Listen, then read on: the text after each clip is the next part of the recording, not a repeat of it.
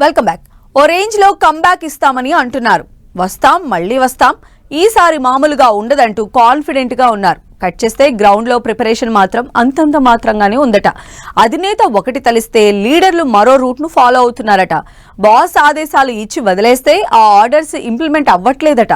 దీంతో సరికొత్త ప్లాన్ తో ఫీల్డ్ లోకి దిగాలని ఫ్యాన్ పార్టీ అధినేత స్కెచ్ వేస్తున్నారట. ఏపీ పొలిటికల్ గేమ్ లో వైసీపీ ప్లాన్స్ ఏంటి? ప్రకటనలు గొప్పగా ఉండి ఇంప్లిమెంటేషన్ ఎందుకు లేట్ అవుతోంది?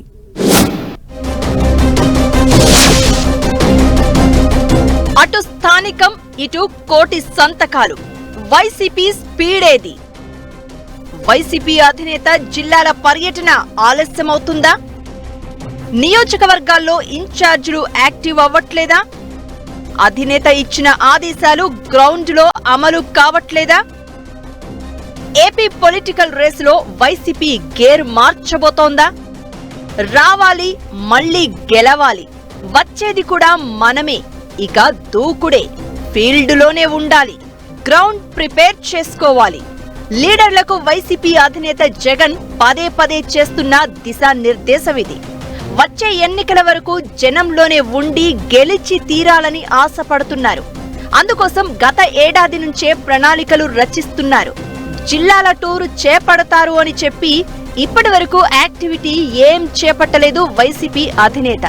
అడపాదడపా పర్యటనలు చేస్తున్న జగన్ యాక్షన్ ప్లాన్ మార్చేస్తున్నారని అంటున్నారు. అయితే అధినేత ప్రణాళిక అమలు కాకుండా సొంత పార్టీ నేతల నుంచే బ్రేకులు పడుతున్నాయన్న టాక్ వినిపిస్తోంది. వైసీపీని గ్రౌండ్ లెవెల్ వరకు పటిష్టం చేయాలని జగన్ భావిస్తున్నారట. బూత్ స్థాయి దాకా కమిటీలు వేయాల్సిన బాధ్యత అయితే పార్టీ నేతల మీదే పెట్టారు. లీడర్లు మాత్రం నియోజకవర్గాలను వదిలేసి బెంగళూరు, చెన్నై, హైదరాబాద్ లేకపోతే ఫారెన్ కు చక్కర్లు కొడుతున్నారట. అయితే న్యూ ఇయర్ నుంచి గేర్ మార్చి స్పీడ్ పెంచాలని జగన్ ప్లాన్ చేస్తున్నారట.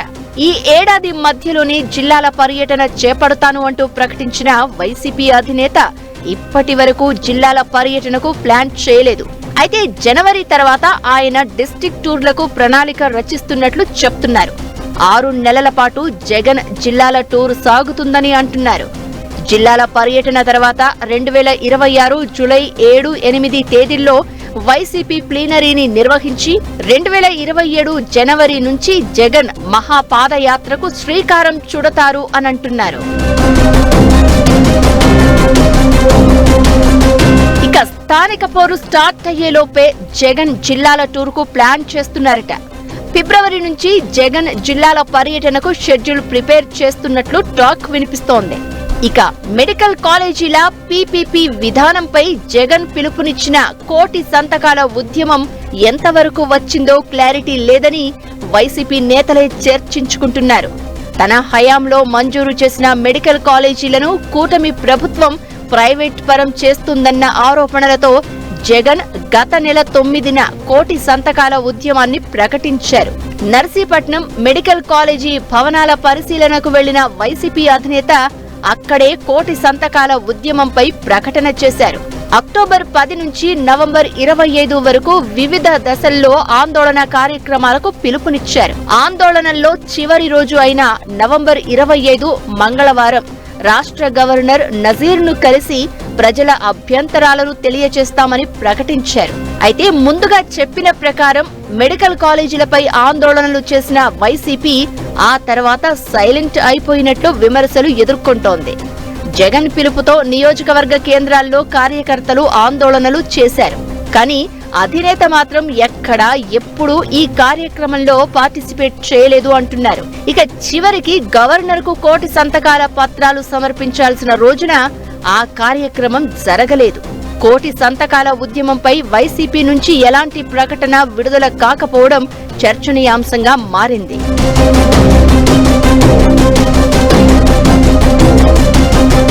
వైసీపీ ముందుగా చెప్పిన షెడ్యూల్ ప్రకారం మంగళవారం గవర్నర్ ను కలుస్తారు అని అంతా భావించారు.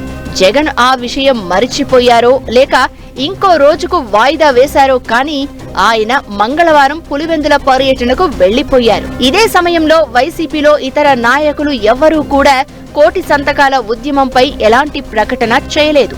అసలు కోటి సంతకాల కార్యక్రమం ఉందా లేక మరోసారి నిర్వహిస్తారా అనేది క్లారిటీ లేదు.